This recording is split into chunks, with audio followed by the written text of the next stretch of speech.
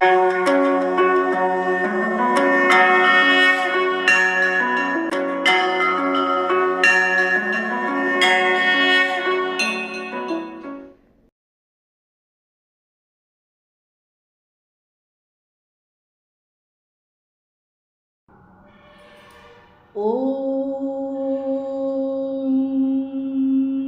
ಶ್ರೀ ಗಣೇಶ ಶಾರದಾ ಗುರುಭ್ಯೋ ನಮಃ. ಹರಿ ಓಂ ನಮಃ ಶಿವಾಯ. ನಮಸ್ಕಾರ. ನಾನು ಶ್ರೀಮತಿ ಸುಗುಣ, ಜ್ಯೋತಿಷ್ಯ ವಿದ್ವಾನ್ ಆಚಾರ್ಯ. ಕುಂಭರಾಶಿಯವರ ನಿಮ್ಮ ಜೀವನದ ಭವಿಷ್ಯ ನಿರ್ಮಾಣದಲ್ಲಿ ಜ್ಯೋತಿಷ್ಯ ಶಾಸ್ತ್ರದಲ್ಲಿ ಗ್ರಹಗಳು ನೀಡುವಂತಹ ಫಲದಲ್ಲಿ, ಗ್ರಹಗಳ ದಶಾಕಾಲದಲ್ಲಿ, ಗ್ರಹಗಳ ಭುಕ್ತಿ ಕಾಲವು ನೀಡುವ ಶುಭ ಮಾರಕ ಅಶುಭ ಹಿನ್ನಡೆಯ ಫಲಗಳ ಬಗ್ಗೆ ಕೆಲವು ವಿಷಯಗಳನ್ನು ತಿಳಿಸ್ತಾ ಇದ್ದೀನಿ. ಗ್ರಹಗಳ ಭುಕ್ತಿ ಕಾಲದ ಫಲಗಳ ಬಗ್ಗೆ ಒಂದಿಷ್ಟು ನಿಮಗೆ ಅರಿವಿದ್ದರೆ ನಿಮ್ಮ ಭವಿಷ್ಯ ನಿರ್ಮಾಣಕ್ಕೆ ಅನುಕೂಲಗಳಾಗುತ್ತೆ. ಈಗಾಗಲೇ ಆಗಿ ಹೋಗಿರುವುದಕ್ಕೆ ಏನೂ ಮಾಡಿಕೊಳ್ಳಲು ಸಾಧ್ಯವಿಲ್ಲ. ಆದರೆ ಅದೇ ವಿಷಯದ ಬಗ್ಗೆ ಇನ್ನೊಂದು ಮಾರ್ಗದಿಂದ ನೀವು ಏನನ್ನಾದರೂ ಪಡೆದುಕೊಳ್ಬೋದು, ಬದಲಾವಣೆಗಳನ್ನು ಮಾಡಿಕೊಳ್ಬಹುದು, ಎಚ್ಚರಿಕೆಗಳನ್ನು ತೆಗೆದುಕೊಳ್ಬಹುದು. ಅಥವಾ ನಿಮ್ಮ ಕುಟುಂಬದಲ್ಲಿ ಕುಂಭರಾಶಿಯವರು ಯಾರಾದರೂ ಇದ್ದಲ್ಲಿ, ನಿಮ್ಮ ಮಕ್ಕಳಿದ್ದಲ್ಲಿ ಅವರ ಸರಿಯಾದಂತಹ ಭವಿಷ್ಯ ನಿರ್ಮಾಣಕ್ಕೆ ನಿಮಗೆ ಅನುಕೂಲ ಆಗುತ್ತೆ. ಬಂಧು ಮಿತ್ರರಿಗೆ ಈ ವಿಷಯಗಳನ್ನು ನೀವು ತಿಳಿಸೋದ್ರಿಂದ ಅವರಿಗೆ ಮಾಡಿದಂತಹ ಸಹಾಯ ನಿಮಗಾಗುತ್ತೆ, ಅಂದರೆ ಅದರ ಫಲ ನಿಮಗೆ ದೊರೆಯುತ್ತೆ. ಈ ರೀತಿ ವಿಷಯಗಳನ್ನು ನಿಮಗೆ ನಾನು ತಿಳಿಸೋದ್ರಿಂದ ನಿಮ್ಮ ಭವಿಷ್ಯ ನಿರ್ಮಾಣಕ್ಕೆ ಅನುಕೂಲಗಳು ಆಗುತ್ತೆ. ಕುಂಭರಾಶಿಯವರು ನೀವು ತಿಳಿದುಕೊಳ್ಬೇಕು, ಕುಂಭರಾಶಿ ನಿಮಗೆಲ್ಲರಿಗೂ ಒಂದೇ ರಾಶಿ. ಅದಕ್ಕಿರುವಂತಹ ಹೆಸರು ಕುಂಭರಾಶಿ. ಕುಂಭರಾಶಿಯ ಸಿಂಬಲ್ ಹೇಳುವಂತೆ ತಿಳಿಸುವಂತೆ ಇದು ಪೂರ್ಣವಾದಂತಹ ಒಂದು ಕಳಸ ರೂಪದಲ್ಲಿ ಅದರ ಆಕಾರ ಇರುವಂಥದ್ದು. ಈ ಕುಂಭ ಅನ್ನುವಂತಹ ಈ ವಿಷಯದ ಬಗ್ಗೆ ಅನೇಕ ವಿಷಯಗಳನ್ನು ನಾವು ಮಾತಾಡಬಹುದು. ಆದರೆ ಇಲ್ಲಿ ಸಮಯ ಅಷ್ಟು ಇಲ್ಲದೆ ಇರೋದ್ರಿಂದ ಕೆಲವು ವಿಷಯಗಳನ್ನು ಮಾತ್ರ ನಾನು ತಿಳಿಸ್ತಾ ಇದ್ದೇನೆ. ಈ ಕುಂಭರಾಶಿಯ ಒಳಗಡೆ ಬರುವಂತಹ ವಿಷಯವನ್ನು ನೀವು ತಿಳ್ಕೋಬೇಕು. ಈ ಒಂದು ಆಕಾರದಲ್ಲಿರುವಂತಹ ಕುಂಭರಾಶಿ, ಕುಂಭರಾಶಿಯ ರಾಶ್ಯಾಧಿಪತಿಯು ಶನಿಗ್ರಹ. ಶನಿಗ್ರಹ ರಾಶಿಯ ಅಧಿಪತಿ. ಆದರೆ ಅದರೊಳಗಿರುವಂತಹ ನಕ್ಷತ್ರಗಳು 3 ನಕ್ಷತ್ರಗಳಿವೆ. ಧನಿಷ್ಠಾ ನಕ್ಷತ್ರ, ಶತಾಭಿಷ ನಕ್ಷತ್ರ, ಪೂರ್ವಭಾದ್ರ ನಕ್ಷತ್ರ. ಅಂದರೆ ಈ 3 ನಕ್ಷತ್ರಗಳಿಗೆ ಬೇರೆ ಬೇರೆ ಗ್ರಹಗಳು ಅಧಿಪತಿ ಆಗ್ತಾರೆ.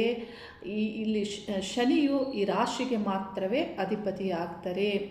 ಇಲ್ಲಿ ಧನಿಷ್ಠಾ ನಕ್ಷತ್ರದ ಅಧಿಪತಿ ಕುಜಗ್ರಹ ಆಗ್ತಾರೆ. ಹಾಗೆ ಶತಾಭಿಷ ನಕ್ಷತ್ರದ ಅಧಿಪತಿ ರಾಹುಗ್ರಹ ಆಗ್ತಾರೆ. ಪೂರ್ವಭಾದ್ರ ನಕ್ಷತ್ರದ ಅಧಿಪತಿ ಗುರುಗ್ರಹ ಆಗ್ತಾರೆ.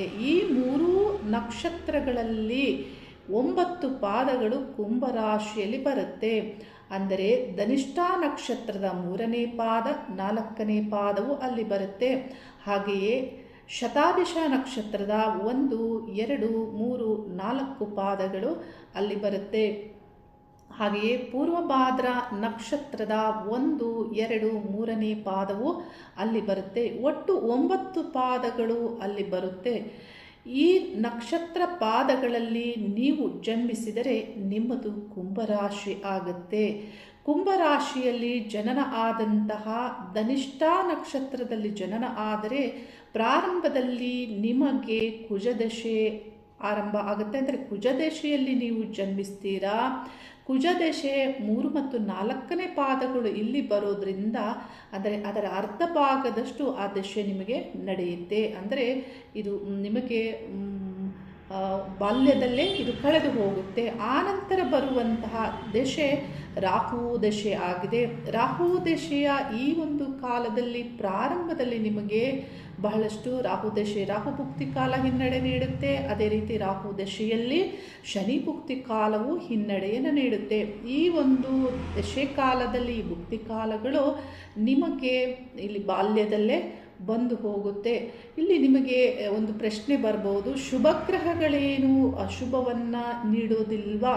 ನೀವು ಅರ್ಥ ಮಾಡ್ಕೋಬೇಕು. ಶುಭ ಗ್ರಹಗಳು ಅಶುಭವನ್ನು ನೀಡ್ತಾರೆ ಯಾವಾಗ ಅಂದರೆ, ನಿಮ್ಮ ಜನ್ಮ ಲಗ್ನಕ್ಕೆ ಶುಭ ಗ್ರಹಗಳು ಅಶುಭ ಸ್ಥಾನಾಧಿಪತಿಯಾಗಿ ಅಶುಭ ಸ್ಥಾನದಲ್ಲಿ ಇದ್ದಾಗ ಅಥವಾ ಅಶುಭ ಗ್ರಹಗಳ ಯುತಿಯಲ್ಲಿ ಇದ್ದಾಗ ಅಶುಭ ಫಲವನ್ನು ನೀಡುತ್ತಾರೆ. ಉದಾಹರಣೆ, ಇಲ್ಲಿ ಧನಸ್ಸು ಲಗ್ನ ಅಂತ ಅಂದುಕೊಂಡು ನಿಮ್ಮದು ಕುಂಭರಾಶಿ ಧನಿಷ್ಠ ನಕ್ಷತ್ರ ಇದೆ ಅಂತ ಅಂದುಕೊಳ್ಬೋದು. ಹೀಗೆ ಅಂದುಕೊಂಡಾಗ ನೋಡಿ, ಈ ಧನಸ್ಸು ಲಗ್ನಕ್ಕೆ ಶುಕ್ರ ಗ್ರಹ ಷಷ್ಠಾಧಿಪತಿಯಾಗ್ತಾರೆ. ಷಷ್ಠಾಧಿಪತಿ ಅಂದರೆ ಷಷ್ಠ ಋಣ, ರೋಗ, ವ್ಯಾಧಿಗಳನ್ನು ಸೂಚಿಸುವಂತಹ, ವ್ಯಾಜ್ಯಗಳನ್ನು ಸೂಚಿಸುವಂತಹ ಆ ಸ್ಥಾನಾಧಿಪತಿಯಾದಂತಹ ಶುಕ್ರ ಗ್ರಹ. ಅಂದರೆ ಶುಕ್ರ ಭುಕ್ತಿ ಕಾಲಗಳಲ್ಲಿ ಅಶುಭವನ್ನು ನೀಡುತ್ತಾರೆ. ಶುಕ್ರ ಅಲ್ಲೇ 6ನೇ ಸ್ಥಾನದಲ್ಲಿ ಅಥವಾ ಇಲ್ಲಿ ಅಷ್ಟಮ ಸ್ಥಾನದಲ್ಲಿ ಅಥವಾ 12ನೇ ಸ್ಥಾನದಲ್ಲಿ ಇದ್ದಾಗಲೂ ಈ ಶುಭ ಗ್ರಹ ಆಗಿದ್ದರೂ ಅಶುಭವನ್ನು ನೀಡುತ್ತಾರೆ. ಹಾಗೆಯೇ ಈ ಶುಕ್ರ ಗ್ರಹದ ಯುತಿಯಲ್ಲಿ ಯಾವ ಗ್ರಹ ಇದ್ದಾರೆ ಅನ್ನೋದು ಬಹಳ ಮುಖ್ಯವಾಗುತ್ತೆ. ಈ ರೀತಿ ಗ್ರಹಗಳು ಇಲ್ಲಿ ಫಲವನ್ನು ನೀಡ್ತಾರೆ. ಇಲ್ಲಿ ಧನಿಷ್ಠ ನಕ್ಷತ್ರಕ್ಕೆ ರಾಹು ದಶೆ ಮುಗಿದ ನಂತರ ಬರುವಂತಹ ದಶೆಯು, ರಾಹು ದಶೆಯ ನಂತರದಲ್ಲಿ ಗುರು ದಶೆ ಬರುತ್ತೆ. ಗುರು ದಶೆಯಲ್ಲಿ ಕೆಲವು ಭುಕ್ತಿಗಳು ನಿಮಗೆ ಬಹಳಷ್ಟು ಹಿನ್ನಡೆಯನ್ನು ನೀಡುತ್ತೆ. ಅದರಲ್ಲಿ ಶನಿ ಭುಕ್ತಿ ಆಗ್ಬೋದು. ಹಾಗೆಯೇ ರಾಹು ದಶೆಯ ರಾಹು ದಶೆ ನಂತರ ಗುರು ದಶೆ ಬರುತ್ತೆ. ಗುರು ದಶೆಯ ಕೊನೆಯಲ್ಲಿ ಅಂದರೆ ಗುರು ದಶೆಯ ಕೊನೆಯಲ್ಲಿ ರಾಹು ಭುಕ್ತಿ ಬರುತ್ತೆ. ಈ ಕಾಲವು ನಿಮಗೆ ಅಶುಭವನ್ನು ನೀಡುತ್ತೆ. ಇಲ್ಲಿ ಗುರು ದಶೆ ಮುಗಿದ ನಂತರ, ರಾಹು ಭುಕ್ತಿ ಮುಗಿದ ನಂತರ ನಿಮಗೆ ಪ್ರಾರಂಭ ಆಗುವಂಥದ್ದು ಇಲ್ಲಿ ಶನಿ ದಶೆ. ಶನಿ ದಶೆಯಲ್ಲಿಯೂ ನಿಮಗೆ ಪ್ರಾರಂಭದಲ್ಲಿ ಹಿನ್ನಡೆ ಆಗುತ್ತೆ. ಶನಿ ದಶೆಯಲ್ಲಿಯೂ ಇಲ್ಲಿ ರಾಹು ಭುಕ್ತಿಯು ಬರುತ್ತೆ ನಿಮಗೆ ಅಲ್ಲಿ ಕೊನೆಯ ಒಂದು ಭಾಗದಲ್ಲಿ. ಆಗಲೂ ನಿಮಗೆ ಬಹಳಷ್ಟು ಹಿನ್ನಡೆಯನ್ನು ನೀಡುತ್ತೆ. ಅಂದರೆ ಈ ಗ್ರಹಗಳು ಈ ಭುಕ್ತಿ ಕಾಲಗಳಲ್ಲಿ ಹೆಚ್ಚು ಅಶುಭವನ್ನು ನೀಡ್ತಾರೆ. ಅಂದರೆ ಕೋಟ್ಯಾಧಿಪತಿ ಕೋಟಿಯನ್ನು ನೀವು ವ್ಯವಹರಿಸುತ್ತಿದ್ದರೂ ಈ ಕಾಲಗಳಲ್ಲಿ ಅತೀ ನಷ್ಟವನ್ನು ನೀಡ್ತಾರೆ. ಅಂದರೆ ವಿದ್ಯಾರ್ಥಿ ಜೀವನದಲ್ಲಿ ಅಲ್ಲದೆ ನಿಮ್ಮ ಮಧ್ಯ ವಯಸ್ಸಿನಲ್ಲಿ ನೀವು ಬಹಳಷ್ಟು ಗಳಿಸಬಹುದಾದಂತಹ ಸಾಮರ್ಥ್ಯ ಇರುವಂತಹ ಕಾಲದಲ್ಲಿಯೇ ಈ ಗ್ರಹಗಳು ಹಿನ್ನಡೆಯನ್ನು ನೀಡ್ತವೆ. ಹಾಗೆಯೇ ಹಣದಲ್ಲಿ ಮಾತ್ರವಲ್ಲದೆ ಯಾವುದೇ ಒಂದು ನಿಮ್ಮ ಜೀವನದಲ್ಲಿ ನಿಮ್ಮ ಕುಟುಂಬ ಆಗ್ಬೋದು, ನಿಮ್ಮ ಅಂತಸ್ತು, ಗೃಹ, ಆಸ್ತಿ, ಹಣ ಅಲ್ಲದೆ ಗೌರವ ಎಲ್ಲ ವಿಷಯಗಳಲ್ಲಿಯೂ ಈ ಗ್ರಹಗಳು ಪ್ರಭಾವವನ್ನು ಮಾಡುತ್ತವೆ. ಯಾವುದೇ ಗ್ರಹಗಳು ಫಲವನ್ನು ಯಾವಾಗ ಕೊಡ್ತಾರೆ ಅಂದರೆ ಆ ಗ್ರಹದ ಭುಕ್ತಿ ಕಾಲವು ಬಂದಾಗ ನಿಮಗೆ ಫಲವನ್ನು ನೀಡ್ತಾರೆ. ಹಾಗಾಗಿ ಧನಿಷ್ಠ ನಕ್ಷತ್ರದಲ್ಲಿ ಜನನ ಆದಂತಹ ಮಕ್ಕಳು ಯಾರಾದರೂ ನಿಮ್ಮಲ್ಲಿ ಇದ್ದರೆ ಈ ಒಂದು ದಶಾಕಾಲ ಭುಕ್ತಿಕಾಲಗಳನ್ನು ತಿಳಿದುಕೊಂಡು ಅವರ ಮುಖ್ಯವಾದ ಹಂತಗಳಲ್ಲಿ ನೀವು ಎಚ್ಚರಿಕೆಗಳನ್ನು ತೆಗೆದುಕೊಳ್ಬೇಕಾಗುತ್ತೆ. ಇಲ್ಲಿ ಫಲಗಳನ್ನು ಗ್ರಹಗಳು ನೀಡುವಾಗ ಇಲ್ಲಿ ಉದಾಹರಣೆಯಾಗಿ ನಾನು ತಿಳಿಸುವಂಥದ್ದು, ನಿಮಗೆ ಉನ್ನತವಾದಂತಹ ವಿದ್ಯಾಯೋಗ, ನೀವು ವಿದ್ಯೆಯನ್ನು ಪಡೆದುಕೊಳ್ಳಬೇಕು ಅನ್ನುವಂತಹ ಯೋಗ ನಿಮ್ಮ ಜನ್ಮ ಜಾತಕದಲ್ಲಿ ಇರುತ್ತೆ. ಆ ಒಂದು ಕಾಲದಲ್ಲಿ ಅಂದರೆ ಈ ಅಶುಭ ಗ್ರಹಗಳ ಭುಕ್ತಿ ಕಾಲಗಳು ನಡೀತಾ ಇದ್ದರೆ, ಈಗ ಶನಿ ದಶೆ, ರಾಹು ಭುಕ್ತಿ ಅಥವಾ ಇಲ್ಲಿ ರಾಹು ದಶೆಯಲ್ಲಿ ಶನಿ ಭುಕ್ತಿ ಕಾಲ ಈ ರೀತಿ ನಡೀತಾ ಇರುವಾಗ ಅಥವಾ ಗುರು ದಶೆಯಲ್ಲಿ ಶನಿ ಭುಕ್ತಿ ಕಾಲ ಈ ಭುಕ್ತಿ ಕಾಲಗಳು ನಡೆಯುವಾಗ ಇಲ್ಲಿ ಕಷ್ಟಪಟ್ಟು ನೀವು ಪಡೆದುಕೊಳ್ಳುವಂತಾಗುತ್ತೆ. ಅಂದರೆ ಬಹಳಷ್ಟು ವಿಘ್ನಗಳು, ಅಡೆತಡೆಗಳು, ವಿಳಂಬಗಳು, ನಿರಾಶೆಗಳು, ದುಃಖದಿಂದಲೇ ನೀವು ನಿಮ್ಮ ಜೀವನದಲ್ಲಿ ನೀವು ಪಡೆದುಕೊಳ್ಳುವಂತಿರುತ್ತೆ. ಅಂದರೆ ಸುಲಭವಾಗಿರೋದಿಲ್ಲ, ಬಹಳಷ್ಟು ಇಲ್ಲಿ ಅಡೆತಡೆಗಳು, ವಿಘ್ನಗಳು ಇರುತ್ತೆ.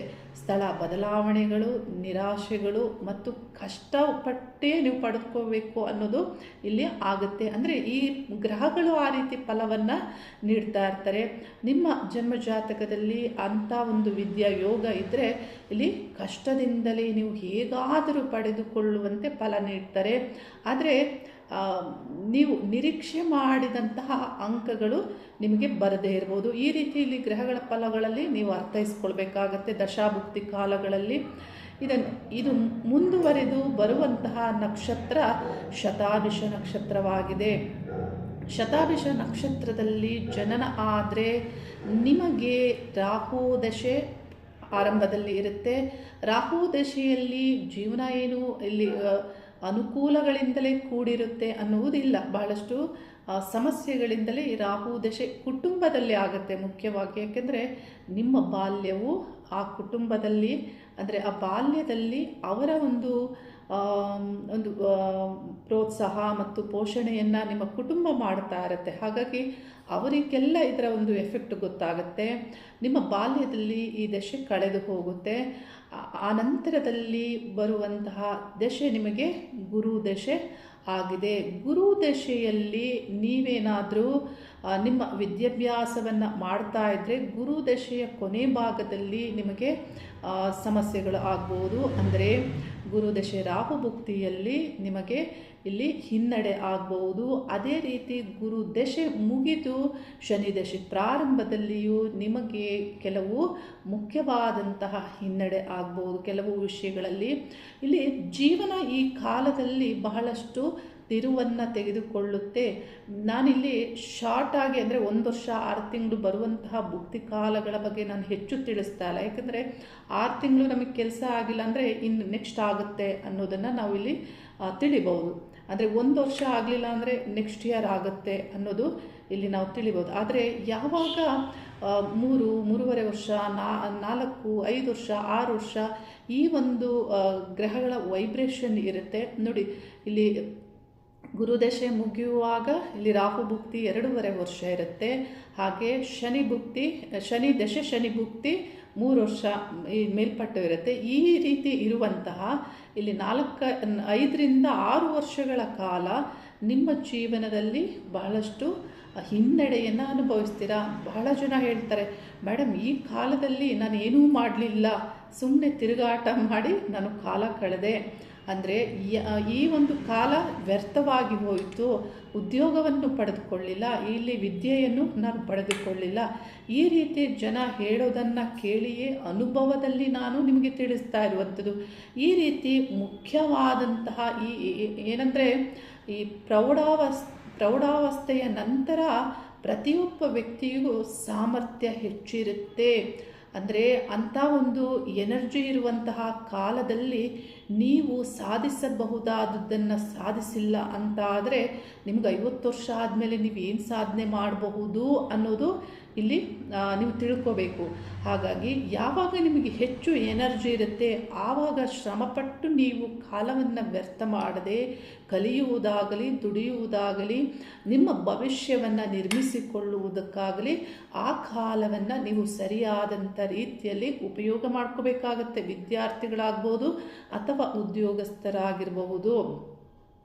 ಶತಾಭಿಷ ನಕ್ಷತ್ರದಲ್ಲಿ ಶನಿ ದಶೆಯಲ್ಲಿ ರಾಹುಭುಕ್ತಿಯು ಬಹಳಷ್ಟು ಎಫೆಕ್ಟ್ ಮಾಡುತ್ತೆ. ಇಲ್ಲಿ ಬೇರೆ ಪಾಪಗ್ರಹಗಳಲ್ಲದೆ ಇಲ್ಲಿ ಶುಭ ಗ್ರಹಗಳು ಎಫೆಕ್ಟ್ ಮಾಡೋದಿಲ್ವಾ?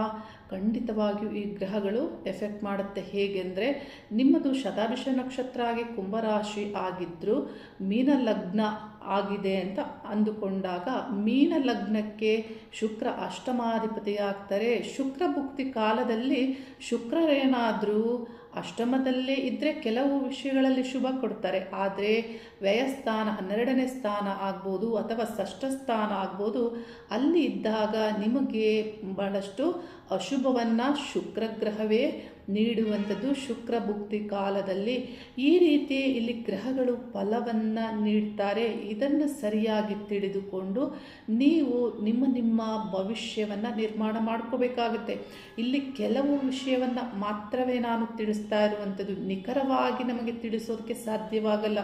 ಏಕೆಂದರೆ ನಿಮ್ಮ ವೈಯಕ್ತಿಕವಾದಂತಹ ನಿಮ್ಮ ಜನ್ಮ ಆಧಾರಿತವಾಗಿ ಗ್ರಹಗಳು ಯಾವ ಯಾವ ಸ್ಥಾನದಲ್ಲಿ ಸ್ಥಿತರಾಗಿರ್ತಾರೆ ಅದರ ಪ್ರಕಾರವಾಗಿಯೇ ನಾವು ಫಲಗಳನ್ನು ತಿಳಿಸಬೇಕಾಗುತ್ತೆ.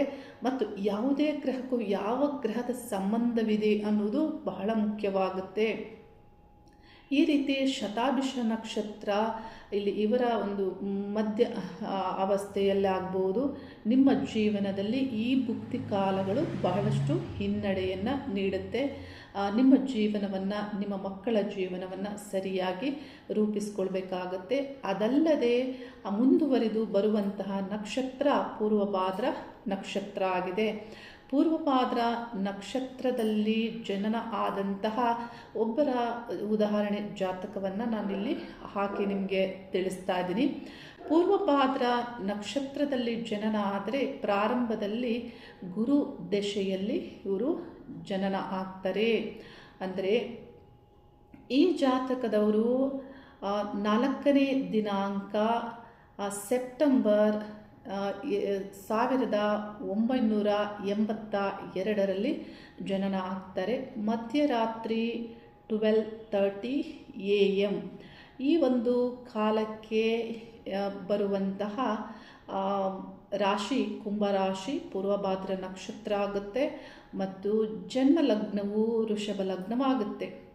ವೃಷಭ ಲಗ್ನದಲ್ಲಿ ಜನನ ಆದಂತಹ ಇವರ ಜೀವನ ಅಂದರೆ ಇವರು ಹೆಚ್ಚೇನು ವಿದ್ಯಾಭ್ಯಾಸವನ್ನು ಇವರು ಮಾಡಿಲ್ಲ. ಇವರು ನನ್ನ ಹತ್ರ ಯಾವಾಗ ಜ್ಯೋತಿಷ್ಯವನ್ನು ಕೇಳಲಿಕ್ಕೆ ಬಂದಿದ್ದಾರೆ ಅಂದರೆ 2015-16 ಈ ಒಂದು ಕಾಲದಲ್ಲಿ ಬಂದಿರುವಂತಹ ನೆನಪು ನನಗಿದೆ. ಆ ಕಾಲದಲ್ಲಿ ಬಂದಿದ್ದು ಇವರು ಯಾಕೆ ಅಂದರೆ ಅವರಿಗೆ ವಿವಾಹ ಆಗಿ 5-6 ವರ್ಷ ಆದರೂ ಮಕ್ಕಳಾಗ್ತಾ ಇರೋದಿಲ್ಲ. ಬಹಳಷ್ಟು ಸಂತಾನದ ವಿಷಯದಲ್ಲಿ ಹಿನ್ನಡೆ ಆಗ್ತಾ ಇರುತ್ತೆ. ಆದರೆ ಇದರ ವಿಷಯವನ್ನು ಇಲ್ಲಿ ಪರಿಶೀಲನೆ ಮಾಡುವಾಗ ಇವರ ಪತ್ನಿಯ ಜಾತಕವು ಬಹಳ ಮುಖ್ಯವಾಗುತ್ತೆ. ಆದರೆ ಇವರ ಪತ್ನಿಯ ಜನ್ಮ ದಿನಾಂಕಗಳು ಅವರಲ್ಲಿ ಇರೋದಿಲ್ಲ. ಯಾಕೆಂದರೆ ಅವ್ರಿಗೆ ಗೊತ್ತಿರೋದಿಲ್ಲ, ಅದು ಅವರ ಪೇರೆಂಟ್ಸಲ್ಲಿ ಬರೆದಿಟ್ಟಿರೋದಿಲ್ಲ. ಹೀಗಾಗಿ ಇಲ್ಲಿ ನಮಗೆ ಮೂಲ ಕೆಲವು ವಿಷಯಗಳನ್ನು ತಿಳಿಯೋದಕ್ಕೆ ಸಾಧ್ಯವಾಗುವುದಿಲ್ಲ. ಇವರ ಜನ್ಮ ಒಂದು ಗ್ರಹಗಳ ಆಧಾರಿತವಾಗಿ ನಾನು ಇವರ ಜಾತಕವನ್ನು ಪರಿಶೀಲನೆ ಮಾಡಿರ್ತೇನೆ. ಆವಾಗ ಮಾಡಿ ಇವರಿಗೆ ಗುರುಗ್ರಹ ಷಷ್ಠ ಸ್ಥಾನದಲ್ಲಿರುವುದು ಮತ್ತು ಪಂಚಮ ಸ್ಥಾನದಲ್ಲಿ ಬುಧಗ್ರಹ ಶನಿಗ್ರಹ ಇರುವುದು. ಶನಿಗ್ರಹ ಪಂಚಮದಲ್ಲಿದ್ದರೆ ಸಂತಾನಕ್ಕೆ ಹಿನ್ನಡೆಯನ್ನು ಅಡೆತಡೆಗಳನ್ನು ಹಾಕ್ತಾರೆ. ಹಾಗೆ ಬುಧಗ್ರಹ ಅಲ್ಲಿ ಇದ್ದು ಶುಭವನ್ನು ನೀಡಬೇಕಾದರೂ ಆದರೆ ಇಲ್ಲಿ ಕೆಲವು ಈ ಶನಿಯ ಯುತಿಯನ್ನು ಪಡೆದಾಗ ಶುಭವನ್ನು ನೀಡೋದಿಲ್ಲ. ಹಾಗೆ ಬುಧಗ್ರಹವು ಇಲ್ಲಿ ದತ್ತು ಸಂತಾನಕ್ಕೆ ಕಾರಕ ಗ್ರಹವೂ ಆಗ್ತಾರೆ. ಮತ್ತು ಪುರುಷರಲ್ಲಿ ನೋಡುವಾಗ ಶುಕ್ರ ಗ್ರಹ ವೀರ್ಯ ಕಾರಕ ಗ್ರಹ ಆಗ್ತಾರೆ. ಇದೆಲ್ಲವನ್ನು ನಾನು ಗಣಿತವನ್ನು ಮಾಡಿ ಅವರಿಗೆ ಸಂತಾನ ಆಗ್ತಾ ಇರೋದಿಲ್ಲ ಅಲ್ವ, ಆಗ ನಾನು ಅವರಿಗೆ ತಿಳಿಸಿದ್ದೇನೆಂದರೆ ಪತ್ನಿಯ ಜಾತಕವು ಇಲ್ಲದೇ ಇರುವ ಕಾರಣ ನಾನು ಹಾಗೆ ಮಾತನಾಡುವಾಗ ನೀವು ಮಕ್ಕಳಾಗಬಹುದು, ಆದರೆ ಇದು ಈ ರೀತಿ ಗ್ರಹಗಳಲ್ಲಿ ಈ ರೀತಿ ಇರೋದ್ರಿಂದ, ಶನಿ ಪಂಚಮದಲ್ಲಿ ಇರೋದ್ರಿಂದ ಮತ್ತು ಬುಧಗ್ರಹನ ಯುತಿಯಲ್ಲಿ ಇರೋದ್ರಿಂದ ನೀವು ಅಂದರೆ ಅಡಾಪ್ಟ್ ಮಾಡ್ಕೊಳ್ಬೋದಲ್ಲ ಮಗುವನ್ನು ಅಂತ ತಿಳಿಸಿದ್ದೆ ನಾನು. ಆಗ ಅವರು ಹೇಳ್ತಾರೆ, ಇಲ್ಲ ಮೇಡಮ್, ನಮ್ಮದೇ ಮಗು ಬೇಕು. ನಮಗೆ ಯಾರ್ಯಾರಿಂದನೂ ಜನನ ಆದಂತಹ ಮಕ್ಕಳಾದರೆ ಅವರಲ್ಲಿ ಗುಣ ಸ್ವಭಾವಗಳು ನಮ್ಮ ಗುಣ ಸ್ವಭಾವವು ಇರೋದಿಲ್ಲ, ಬೇರೆ ಇರುತ್ತೆ. ನಮ್ಮ ವಂಶಾವಳಿಯದು ಇರೋದಿಲ್ಲ, ಬೇರೆ ಒಂದು ವಂಶದ ಮಕ್ಕಳಾಗಿರ್ತಾರೆ. ಅವರ ಗುಣ ಸ್ವಭಾವಗಳು ನಮಗೆ ಅದನ್ನು ಬೆಳೆಸೋದಕ್ಕೂ ನಮಗೆ ಕಷ್ಟ ಆಗುತ್ತೆ. ಹಾಗಾಗಿ ನಮಗೆ ನಮ್ಮಿಂದಲೇ ಜನನ ಆಗುವಂತಹ ಮಕ್ಕಳು ನಮಗೆ ಬೇಕು ಅನ್ನುವಂತಹ ನಿರ್ಧಾರವನ್ನು ಅವರು ತಿಳಿಸ್ತಾರೆ. ಆದರೆ ಮುಂದುವರೆದು ನಾನು ಪರಿಹಾರಗಳನ್ನು ಅವರಿಗೆ ನೀಡ್ತೇನೆ. ಅವರ ಪತ್ನಿಗೆ ಒಂದು ಯಂತ್ರವನ್ನು ನಾನು ಧಾರಣೆ ಮಾಡಿಸಿರ್ತೇನೆ. ಆ ನಂತರದಲ್ಲಿ ಅವರ ಪತ್ನಿಯ ಗರ್ಭಕೋಶದಲ್ಲಿ ಏನೋ ಒಂದು ಸಮಸ್ಯೆ ಇದೆ ಅನ್ನೋದು ತಿಳಿಯುತ್ತೆ. ಆನಂತರ ಆಪ್ರೇಷನ್ ಆಗುತ್ತೆ. ಆ ನಂತರದಲ್ಲಿ ಇವರು ಗರ್ಭಧಾರಣೆ ಆಗುತ್ತೆ ಇವರಿಗೆ. ಅಂದರೆ 1-2 ವರ್ಷದಲ್ಲಿ ಆದಂತಹ ವಿಷಯ. ಇವರಿಗೆ ಇಲ್ಲಿ ಗರ್ಭಧಾರಣೆ ಆಗುತ್ತೆ, ಮಗು ಆರೋಗ್ಯಕರವಾಗಿ ಇಲ್ಲಿ ಬೆಳೆಯುತ್ತೆ. ಇಲ್ಲಿ ಹೆಣ್ಣು ಮಗು ಜನನ ಆಗುತ್ತೆ. ಹೆಣ್ಣು ಮಗು ಜನನ ಇಲ್ಲಿ ಯಾಕೆ ಅನ್ನೋದು ನೋಡಿ, ಪಂಚಮದಲ್ಲಿರುವಂತಹ ಶನಿ ಗ್ರಹ ಮತ್ತು ಬುಧ ಗ್ರಹ ಸ್ತ್ರೀ ಸಂತಾನವನ್ನು ಸೂಚಿಸ್ತಾರೆ. ಹಾಗೆಯೇ ಆ ಸ್ಥಾನವು ಸ್ತ್ರೀ ರಾಶಿಯಾಗಿದೆ ಮತ್ತು ಸಮರಾಶಿಯೂ ಆಗಿದೆ. ಹಾಗಾಗಿ ಇಲ್ಲಿ ಸ್ತ್ರೀ ಸಂತಾನ ಆಗಿದೆ ಅನ್ನೋದು ತಿಳಿಬೇಕಾಗತ್ತೆ. ಇದಷ್ಟು ಅಲ್ಲದೆ ಪತ್ನಿ ಜಾತಕ ಬಹಳ ಮುಖ್ಯವಾಗುತ್ತೆ. ಆದರೆ ಇರೋದಿಲ್ಲ, ಇದರ ಪ್ರಕಾರವಾಗಿ ಮಾತ್ರ ನಾನು ತಿಳಿಸ್ತಾ ಇದ್ದೇನೆ. ನೋಡಿ, ಇದೆಲ್ಲವೂ ದೈವಾನುಗ್ರಹ. ಅವರ ಇಚ್ಛೆ ಹಾಗೇ ಇತ್ತು. ಹಾಗೆ ಇಂಥದ್ದು ಆಗಬೇಕು ಅಂದರೆ ಇಲ್ಲಿ ದೇವರ ಅನುಗ್ರಹವೇ ಬಹಳ ಮುಖ್ಯವಾಗುತ್ತೆ.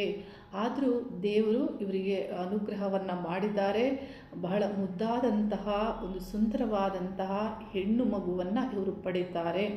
ಈ ದಂಪತಿಗಳು ಇವರ ಜನ್ಮಜಾತಕವನ್ನು ಪರಿಶೀಲಿಸುವಾಗ ನಾನು ಇವರಿಗೆ ಇನ್ನೊಂದು ವಿಷಯವನ್ನು ನಾನು ತಿಳಿಸಿರ್ತೇನೆ. ಏನಂದರೆ, ನಿಮಗೆ ಶುಕ್ರ ಭುಕ್ತಿ ಕಾಲ ಬರುವಾಗ, ಅಂದರೆ ಶುಕ್ರ ಭುಕ್ತಿ ಕಾಲ ಮುಂದೆ ಬರುತ್ತೆ ನಿಮಗೆ 2020 ಮೇಲೆ ಬರುವಂಥದ್ದು.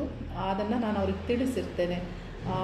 21, 22, 23 ಈ ಒಂದು ಕಾಲದಲ್ಲಿ ನೀವು ಗೃಹ ನಿರ್ಮಾಣವನ್ನು ಮಾಡ್ತೀರಾ ಅನ್ನೋದನ್ನು ನಾನು ಅವ್ರಿಗೆ ತಿಳಿಸಿರ್ತೇನೆ.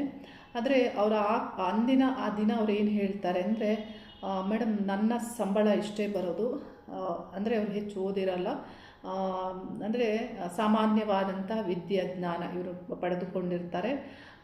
ಇಷ್ಟು ಸಂಬಳದಲ್ಲಿ ನಮ್ಮ ಜೀವನ ಈ ಒಂದು ಸಿಟಿಯಲ್ಲಿ, ತುಮಕೂರು ಸಿಟಿಯಲ್ಲಿ ನಡೀತಾ ಇದೆ.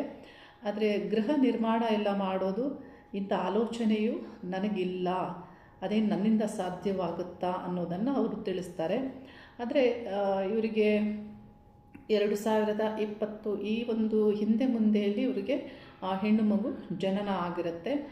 ಈ ಕಾಲ ಅಂದರೆ ಕರೋನಾ ವೈರಸ್ ಒಂದು ಬಂದಿರೋದ್ರಿಂದ ಎಲ್ಲ ಒಂದು ಕಡೆ, ಆಗ ಇವರಿಗೆ ಏನು ಅನಿಸುತ್ತೆ ಅಂದರೆ, ನಾವು ಈ ಸಿಟಿಯಲ್ಲಿ ಇರುವ ಬದಲಾಗಿ ನಾವು ನಮ್ಮ ಒಂದು ಊರಿಗೆ ಹೋಗಿ ಗೃಹ ನಿರ್ಮಾಣ ಮಾಡಿಕೊಂಡು ಅಲ್ಲಿ ವಾಸ ಮಾಡಬಹುದಲ್ವಾ ಅನ್ನುವಂತಹ ಆಲೋಚನೆ ಅವ್ರಿಗೆ ಬರುತ್ತೆ. ತುಮಕೂರು ಸಿಟಿಯಿಂದ ಒಂದು 30 ಕಿಲೋಮೀಟರ್ ದೂರದಲ್ಲಿ ಅವರ ಊರಿರುತ್ತೆ. ಅಲ್ಲಿ ಅವ್ರದ್ದು ಏನು ಪ್ರಾಪರ್ಟಿ ಇರುತ್ತೆ, ಅಲ್ಲಿ ಅವರು ಗೃಹವನ್ನು ನಿರ್ಮಾಣ ಮಾಡುವಂತಹ ಆಲೋಚನೆ ಮಾಡ್ತಾರೆ. ಆ ಒಂದು ಕಾಲದಲ್ಲಿ ನನ್ನ ಬಳಿ ಬರ್ತಾರೆ.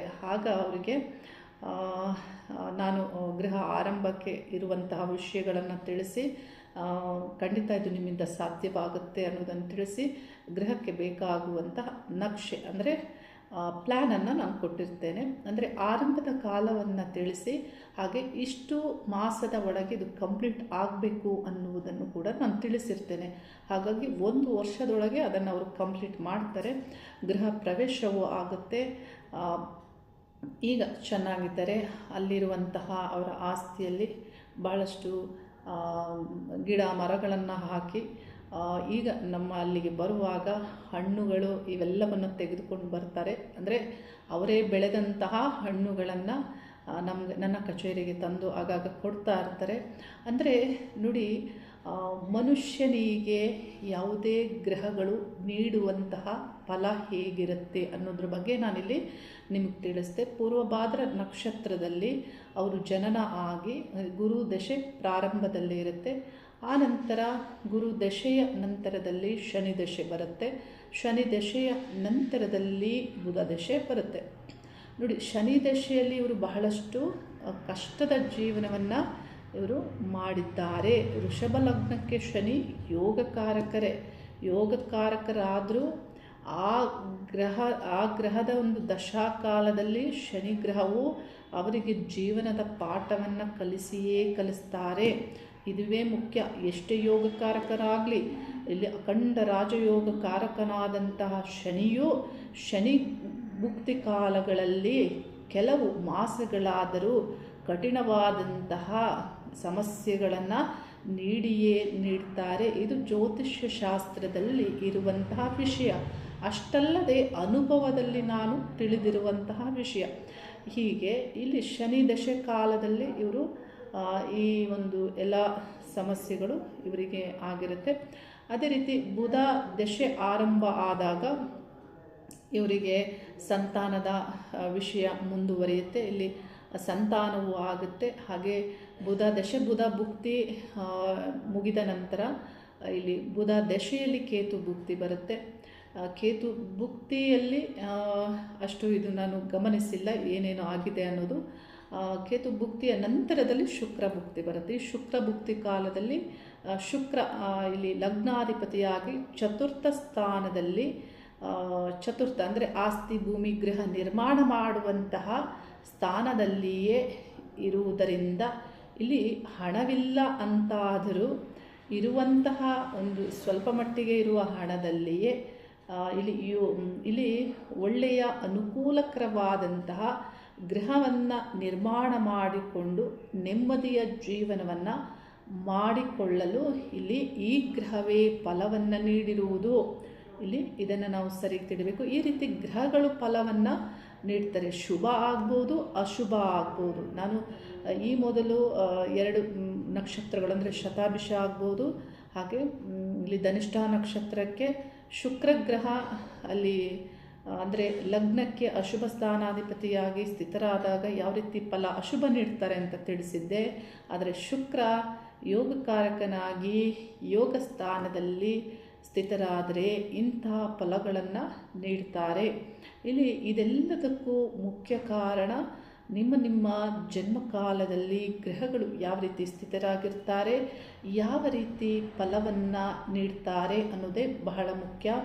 ಇವರ ಒಂದು ಜೀವನದಲ್ಲಿ ಈ ರೀತಿ ಗ್ರಹಗಳು ಇಲ್ಲಿ ಫಲವನ್ನು ನೀಡಿದೆ. ನೋಡಿ, ಜೀವನವನ್ನು ನೆಮ್ಮದಿಯಾಗಿ ನಿರ್ಮಾಣ ಮಾಡಿಕೊಳ್ಬೇಕು, ಜಗತ್ ಪ್ರಸಿದ್ಧರಾಗಬೇಕು ಅಂತ ಹೇಳಿ ಒಂದು ದಿನವೂ ನೆಮ್ಮದಿ ಇಲ್ಲದೆ ಇರುವಂತಹ ಜನರನ್ನು ನೀವು ನೋಡ್ಬೋದು. ಅಂದರೆ ನೀಚ ಮಾರ್ಗದಲ್ಲಿ ಅನ್ಯಾಯದಿಂದ ಬದುಕು ಇವೆಲ್ಲವನ್ನು ಮನುಷ್ಯರು ಜೀವಿಸ್ತಾ ಇರ್ತಾರೆ. ಆದರೆ ಅಂತಿಮವಾಗಿ ಅವರಿಗೆ ತೃಪ್ತಿಕರವಾದಂತಹ ಜೀವನ ಇರೋದಿಲ್ಲ. ಮನುಷ್ಯರಾದವರು ನೆಮ್ಮದಿಯ ಜೀವನಕ್ಕೆ ಬೇಕಾದಂತಹ ಭವಿಷ್ಯವನ್ನು ಸರಿಯಾದ ರೂಪದಲ್ಲಿ ನಿರ್ಮಾಣ ಮಾಡ್ಕೋಬೇಕಾಗುತ್ತೆ. ಅದಕ್ಕಾಗಿ ನಾನು ಪ್ರತಿಯೊಬ್ಬರಿಗೂ ತಿಳಿಸ್ತಾ ಇರ್ತೇನೆ, ನಿಮ್ಮ ಗ್ರಹಗಳು ನಿಮ್ಮ ದಶೆ ಕಾಲದಲ್ಲಿ ನೀಡುವಂತಹ ಫಲಗಳೇ ಬಹಳ ಮುಖ್ಯವಾಗಿರುತ್ತೆ. ನೋಡಿ, ಇಲ್ಲಿ ಅವರು ನನ್ನ ಹತ್ರ ಅಷ್ಟು ವರ್ಷಗಳಿಂದಲೂ ಬರ್ತಾರೆ, ಇನ್ನೂ ಬರುವುದು ನಿಲ್ಲಿಸಿಲ್ಲ. ಅಂದರೆ ಗ್ರಹಗಳು ಫಲವನ್ನು ಏನೇ ನೀಡುವುದಿದ್ರೂ ಇಲ್ಲಿ ಪರಿಹಾರ ಬಹಳ ಮುಖ್ಯವಾಗುತ್ತೆ. ಹಾಗೆಯೇ ದೈವಾನುಗ್ರಹವು ಬಹಳ ಮುಖ್ಯವಾಗುತ್ತೆ. ಗುರು ಹಿರಿಯರ ಇಲ್ಲಿ ಮಾರ್ಗದರ್ಶನವು ಬಹಳ ಮುಖ್ಯವಾಗುತ್ತೆ. ಜ್ಯೋತಿಷ್ಯ ಸಲಹೆಯನ್ನು ಇಷ್ಟು ಒಂದು ನಂಬಿಕೆಯಿಂದ ನಾವು ತೆಗೆದುಕೊಂಡಾಗ ಇಲ್ಲಿ ಗ್ರಹಗಳು ಮತ್ತು ದೈವಾನುಗ್ರಹವು ಎಲ್ಲವೂ ಸರಿಯಾದ ರೀತಿಯಲ್ಲಿ ಆಗುತ್ತೆ. ಜ್ಯೋತಿಷ್ಯ ಶಾಸ್ತ್ರವು ಒಳ್ಳೆಯ ಒಂದು ಮಾರ್ಗದರ್ಶನವನ್ನೇ ಮಾಡುತ್ತೆ. ಆದರೆ ಜ್ಯೋತಿಷಿಗಳು ಸರಿಯಾಗಿ ತಿಳಿಸಬೇಕಷ್ಟೇ, ಸರಿಯಾದಂತಹ ಪರಿಶೀಲನೆಯೊಂದಿಗೆ ತಿಳಿಸಬೇಕಷ್ಟೇ. ಬಹಳಷ್ಟು ಜನ ಹೇಳ್ತಾರೆ, ನಾವು ಕೋಟಿ ಕಳೆದುಕೊಂಡೆವು. ನನಗೆ ಮೊನ್ನೆ ನಾರ್ತ್ ಕರ್ನಾಟಕದಿಂದ ಒಬ್ಬರ ಜಾತಕ ಪರಿಶೀಲನೆ ಮಾಡಿದೆ. ಅವ್ರೇನು ಹೇಳಿದ್ರು ಅಂದರೆ, ಅವರು 9 ಕೋಟಿ ಕಳ್ಕೊಂಡ್ರಂತೆ. ಅದರಲ್ಲಿ ನಾನು ಲೆಕ್ಕ ಕೇಳಿದೆ, ಹೇಗೆ ಕಳ್ಕೊಂಡ್ರಿ ಅಂದರೆ, ಒಂದು 3 ಕೋಟಿ ಶೇರ್ ವ್ಯವಹಾರ ಅಂತ ಹೇಳಿದರು. ಹಾಗೆ ಇನ್ನೊಂದು 3 ಕೋಟಿ ಯಾವುದೋ ಮೂವಿಯನ್ನು ಪ್ರೊಡ್ಯೂಸ್ ಮಾಡಲಿಕ್ಕೆ ಹೋಗಿ ನಷ್ಟ ಅನುಭವಿಸಿದ್ದಾರೆ. ಈ ರೀತಿ ನೋಡಿ, ಈ ರೀತಿ ಎಲ್ಲ ಹಣದ ವ್ಯವಹಾರವನ್ನು ಮಾಡುವಾಗ ಅವರ ದಶಾಕಾಲ ಭುಕ್ತಿ ಕಾಲಗಳನ್ನು ಪರಿಶೀಲಿಸಿಕೊಳ್ಳದೆ ಇಲ್ಲಿ ಧನನಷ್ಟ ಯೋಗ ಅವರಿಗೆ ಪ್ರಾಪ್ತಿಯಾಗಿರುತ್ತೆ. ಇಲ್ಲಿ ಮುಖ್ಯವಾಗಿ ನೀವು ತಿಳಿದುಕೊಳ್ಬೇಕು, ಯಾವುದೇ ಯಾವುದೇ ಒಂದು ಬಂಡವಾಳವನ್ನು ಹೂಡಿಕೆ ಮಾಡಬೇಕಾದ್ರೂ ನೀವು ನಿಮ್ಮ ಗ್ರಹಗಳ ಕಾಲವನ್ನು ತಿಳಿಬೇಕಾಗತ್ತೆ. ಇಲ್ಲವಾದಲ್ಲಿ ಏನೇನು ನಿಮ್ಮ ಜೀವನದಲ್ಲಿ ಕೋಟಿ ಕೋಟಿ ಪಡೆದುಕೊಂಡಿರ್ತೀರಾ ಅದೆಲ್ಲವನ್ನು ಕಳೆದು ನಿಮ್ಮ ಜೀವನವನ್ನು ಶೂನ್ಯವಾಗಿಸುವಂತಹ ಫಲ ನೀಡುವಂತಹ ಶಕ್ತಿ ಗ್ರಹಗಳಿಗೆ ಇರುತ್ತೆ. ಬಹುತೇಕ ಜನರು ಸಮಸ್ಯೆಗಳು ಆದ ಮೇಲೆಯೇ 95% ಜನ ಬರುವಂಥದ್ದು. ಕಳೆದುಕೊಂಡು ಎಲ್ಲವನ್ನು ಕಳೆದುಕೊಂಡು ಬಂದರೆ ಜ್ಯೋತಿಷಿಗಳು ಏನು ಮಾಡ್ತಾರೆ ಇದು ನೀವು ತಿಳಿಬೇಕಲ್ವಾ. ನೋಡಿ, ಭವಿಷ್ಯ ಅಂದರೆ ಮೊದಲೇ ತಿಳಿದು ನಿಮ್ಮ ಭವಿಷ್ಯವನ್ನು ಸರಿಯಾದಂತಹ ಮಾರ್ಗದಲ್ಲಿ ಸರಿಯಾದಂತಹ ಒಂದು ರೀತಿಯಲ್ಲಿ ರೂಪಿಸ್ಕೊಳ್ಬೇಕು ನೀವು. ಆದರೆ ಎಲ್ಲ ಆಗಿ ಹೋದ ಮೇಲೆ ಭವಿಷ್ಯವನ್ನು ಕೇಳಿದರೆ ಪ್ರಯೋಜನ ಇಲ್ಲ. ಆಗುವ ಮೊದಲೇ ನೀವು ಎಚ್ಚರಿಕೆಗಳನ್ನು ತೆಗೆದುಕೋಬೇಕಾಗತ್ತೆ. ನನ್ನ ಬಳಿ ಬನ್ನಿ ಅನ್ನೋದು ಇಲ್ಲಿ ನನ್ನ ಮಾತಿನ ಅರ್ಥ ಅಲ್ಲ. ಖಂಡಿತವಾಗಿಯೂ ನನ್ನ ಹತ್ರ ಬನ್ನಿ ಅಂತ ನಾನು ಯಾವುದೇ ಒಂದು ವಿಡಿಯೋದಲ್ಲಿಯೂ ಹೆಚ್ಚು ಹೇಳೋದಿಲ್ಲ. ಏಕೆಂದರೆ ನಿಮ್ಮ ಸ್ಥಳಗಳಲ್ಲಿ ನೀವು ಹತ್ತಿರದಲ್ಲಿ ಉತ್ತಮವಾದ ಜ್ಯೋತಿಷಿಯಿಂದ ನೀವು ಸಲಹೆ ಪಡ್ಕೊಳ್ಳಿ ಅನ್ನುವುದೇ ಮೊದಲಿನಿಂದಲೂ ನಾನು ಹೇಳುವಂತಹ ವಿಷಯ ಆಗಿದೆ. ಏಕೆಂದರೆ ಜಗತ್ತಿನಲ್ಲೇ ಇರುವವರಿಗೆಲ್ಲ ನಾವೇ ಹೇಳಬೇಕು ಅನ್ನೋದು ಇಲ್ಲ. ಉತ್ತಮರನ್ನು ನೀವು ಹುಡ್ಕೋಬೇಕಾಗತ್ತೆ. ಉತ್ತಮ ಜ್ಯೋತಿಷಿಗಳ ಸಲಹೆಯನ್ನು ನೀವು ಪಡೆದುಕೊಳ್ಬೇಕಾಗತ್ತೆ. ಹಾಗೆ ನಿಮ್ಮ ಒಂದು ಭವಿಷ್ಯ ನಿರ್ಮಾಣವನ್ನು ಕುಂಭರಾಶಿಯವರು ಮಾಡಿಕೊಳ್ಬೇಕಾಗತ್ತೆ. ಇಲ್ಲಿ ಜನ್ಮಜಾತಕದ ಗ್ರಹಗಳ ಫಲಗಳಿಗೆ ಗೋಚಾರದ ಗ್ರಹಗಳು ಫಲವನ್ನು ನೀಡುವಂತಿರಬೇಕು. ಇವರ ಒಂದು ಗ್ರಹ ನಿರ್ಮಾಣವಾದಂತಹ ಕಾಲದಲ್ಲಿ ಗೋಚಾರದಲ್ಲಿ ಗ್ರಹಗಳ ಸಂಚಾರ ಹೇಗಿತ್ತು ಅಂದರೆ ಇವರಿಗೆ ಸಾಡೆಶಾತಿ ಆರಂಭ ಆಗಿತ್ತು. ಅಂದರೆ ನೋಡಿ, ಶನಿ ಗ್ರಹವು ಸಾಡೆಶಾತಿಯಲ್ಲಿ ಎಲ್ಲ ಅಶುಭವನ್ನು ನೀಡೋದಿಲ್ಲ, ಶುಭವನ್ನು ನೀಡ್ತಾರೆ. ಅದೇ ರೀತಿ ಗುರುಗ್ರಹವು ದ್ವಿತೀಯ ಸ್ಥಾನದಲ್ಲಿ ಸಂಚಾರ ಆಗ್ತಿದ್ದಂತಹ ಕಾಲವಾಗಿತ್ತು. ಕುಂಭರಾಶಿಯಿಂದ ದ್ವಿತೀಯ ಸ್ಥಾನದಲ್ಲಿ ಗುರುಗ್ರಹ ಸಂಚಾರ ಆಗ್ತಾ ಇತ್ತು. ಹಾಗೆಯೇ ಇಲ್ಲಿ ಶನಿಗ್ರಹ ಅಂದರೆ ಸಾಡೆಸಾತಿ ಆರಂಭ ಆಗಿತ್ತು. ಈ ರೀತಿ ಗೋಚಾರದ ಗ್ರಹಗಳು ಬಹಳಷ್ಟು ಮುಖ್ಯವಾಗಿ ಮನುಷ್ಯನ ಜೀವನದಲ್ಲಿ ಎಫೆಕ್ಟ್ ಮಾಡುತ್ತೆ. ದಶಾಕಾಲದಲ್ಲಿ ಅಂದರೆ ಯಾವುದೇ ದಶೆಯಲ್ಲಿ ಯಾವುದೇ ಗ್ರಹ ಫಲವನ್ನು ನೀಡುವಾಗ ಗೋಚಾರದಲ್ಲಿಯೂ ಶುಭವು ನಡೀತಾ ಇದ್ದಾಗ ಇಲ್ಲಿ ಬಹಳಷ್ಟು ಅನುಕೂಲವಾದಂತಹ ಫಲಗಳು ನಿಮಗೆ ಪ್ರಾಪ್ತಿಯಾಗುತ್ತೆ. ಪ್ರತಿಯೊಬ್ಬ ಕುಂಭರಾಶಿಯವರು ನೀವು ತಿಳ್ಕೊಳ್ಬೇಕು, ನಿಮ್ಮ ಭವಿಷ್ಯ ನಿರ್ಮಾಣದಲ್ಲಿ ನೀವು ಸರಿಯಾದಂತಹ ಆಲೋಚನೆಗಳನ್ನು ಮಾಡಬೇಕಾಗುತ್ತೆ. ಅಂದರೆ ತ್ರಿಕರಣ ಶುದ್ಧಿಯಿಂದ ನೀವು ಮಾಡಿದಂತಹ ಆಲೋಚನೆಗಳು ಮಾತ್ರವೇ ಈ ಜಗತ್ತಿನಲ್ಲಿ, ಬಾಹ್ಯವಾದಂತಹ ಜಗತ್ತಿನಲ್ಲಿ ನೀವು ಪಡೆದುಕೊಳ್ಳಲು ಸಾಧ್ಯವಾಗುತ್ತೆ. ಹಾಗೆ ನಿಮ್ಮ ಆಲೋಚನೆಗಳು ನೀವು ನೆರವೇರಿಸಿಕೊಂಡು ಪಡೆದುಕೊಳ್ಳುವಂತೆ ಆಗಿರಬೇಕು. ಅಂತಹ ಆಲೋಚನೆಗಳು ನಿಮಗೆ ಬರಬೇಕಂದ್ರೆ ನಿಮ್ಮ ತ್ರಿಕರಣ ಶುದ್ಧಿಯು ಆಗಲೇಬೇಕಾಗುತ್ತೆ. ಅಂತಹ ಒಂದು ತ್ರಿಕರಣ ಶುದ್ಧಿಗಾಗಿ ನಾನು ಶಿವನಾರಾಯಣರಲ್ಲಿ ಪ್ರಾರ್ಥನೆ ಮಾಡ್ತೇನೆ. ಪ್ರತಿಯೊಬ್ಬ ಕುಂಭರಾಶಿಯವರಿಗೂ ಅಂತರ್ಶಕ್ತಿಯ ವೃದ್ಧಿ ಆಗಲಿ. ನಿಮ್ಮ ಆಲೋಚನೆಗಳು ಬರುವಂತಹ ಎಲ್ಲ ಆಲೋಚನೆಗಳು, ಬಯಕೆಗಳು, ಇಚ್ಛೆಗಳು ನೆರವೇರಿಸಿಕೊಳ್ಳುವಂತೆ ಆಗಿರಬೇಕು. ಕುಂಭರಾಶಿಯವರ ಉತ್ತಮವಾದಂತಹ ಭವಿಷ್ಯ ನಿರ್ಮಾಣವಾಗಲಿ, ಶುಭವಾಗಲಿ. ಹರಿ ಓಂ ನಮಃ ಶಿವಾಯ.